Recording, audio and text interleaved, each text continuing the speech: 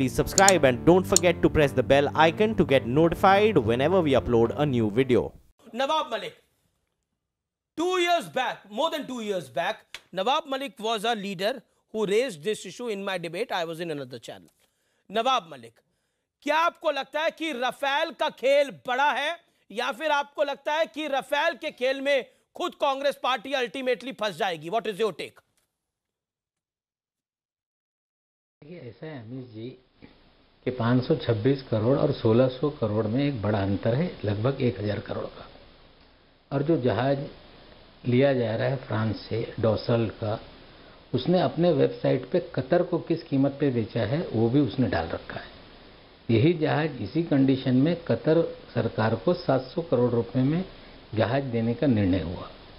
जब हमें एक सरकार 1600 करोड़ रुपए पे कर रही है, वही कंपनी दूसरी सरकारों को 700 करोड़ रुपए में जहाज दे रही है, तो सवाल निश्चित रूप से उठते हैं। और सबसे बड़ा सवाल आपने यहाँ पे जब शुरुआत की कि इसमें जो टेक्नोलॉजी ट्रांसफ़र की बात थी वो ख़त्म कर दी गई। जो हिंदुस्तान एरोनॉटिक्स को बनाना था यहाँ पर, वो सारा ठेका एक निजी कंपनी को दे दिया गया। जो कंपनी उस ठेके कॉन्ट्रैक्ट साइन होने के कुछ ही समय पहले जन्म जिसका हुआ था, तो निश्चित रूप से शंकाएं उठ रही हैं। ठीक है, जब शंका उठती है, भामरे साहब अगर लिखित जवाब दे सकते हैं तो सरकार फिर दे सकती है। विनीता पांडे, अगर यहाँ पे जेपीसी की मांग उठ रही है तो हमें लगता है उसमें हर्ज क्या है, जेपीसी गठित करते हैं। शंकाओं को उठाना, सवालों को खड़ा करना। लेकिन विनीता, हमने कई चर्चाओं में हल्दीराम का भी नाम आते हुए सुना। हमने सुना कि हल्दीराम को दे देना चाहिए था कॉन्ट्रैक्ट, ये तो और बढ़िया हो जाता।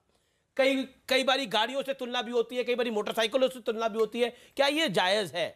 There is a saying, can we compare apple with oranges? और जो बात अभी नवाब मलिक कह रहे थे और उससे पहले संजय झा कह रहे थे। Vinita, as a defence journalist, senior defence journalist, what is your take? देखिए, ये बड़ा अनफॉर्चुनेट है कि डिफेंस प्रोक्योरमेंट के साथ हमेशा इतना स्कैम जुड़ गया है कि बोफोर्स के बाद हम लोगों के यहाँ गन प्रोक्योरमेंट में प्रॉब्लम हुई।